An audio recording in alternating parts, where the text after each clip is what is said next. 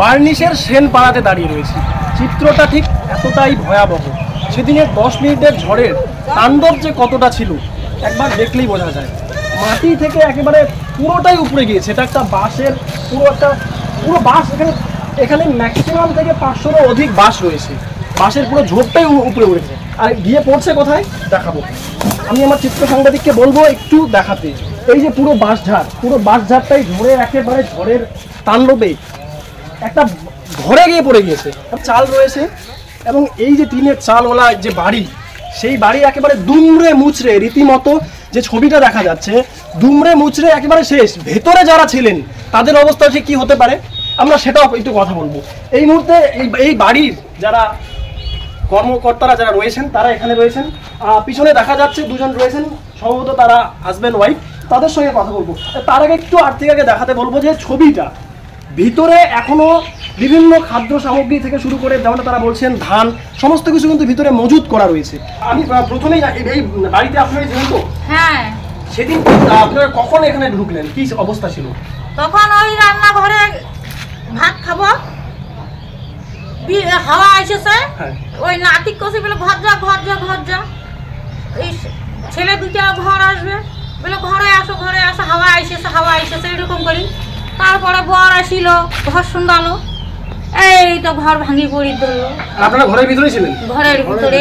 কতজন ছিলেন ঘরের ভিতরে? 5 জন। 5 জন মানে পুরো ফ্যামিলি আপনার ঘরে ভিতরে ছিলেন? হ্যাঁ। এই 5 জনের মধ্যে কার কিরকম ক্ষয়ক্ষতি হয়েছে?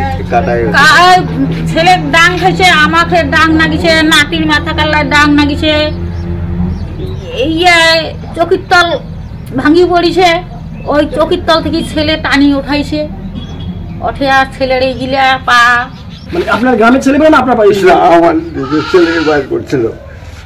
মানে আপনারা কিছু বলতে পারি না। আপনারা প্রাণের জোরে বেঁচে গিয়েছেন? হ্যাঁ, ওরা ওই চকির তল পড়ে গেছিল শরীরের উপরে, ওরা টাইনে বাইর করছে। এই পিছনে যারা রয়েছে, এই বাচ্চাটা রয়েছে, এই বাচ্চাটা ছিল এই জায়গায় ছিল। ও জানি না যে কে কোথায় যে আসছে।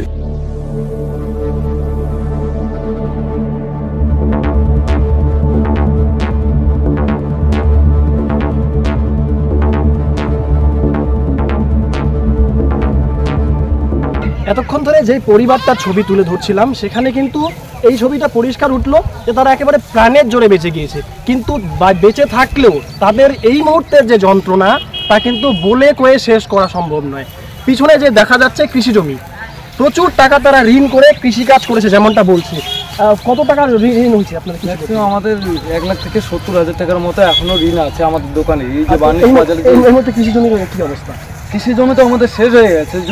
যদি পাই তো আমরা 5 থেকে 10,000 টাকা পর্যন্ত বিক্রি করতে পারবো, কিন্তু বাকিটা তো আমাদের সব শেষ হয়ে গেল। এখন আমরা এই টাকাটা আমরা কোথায় পেয়ে দেবো?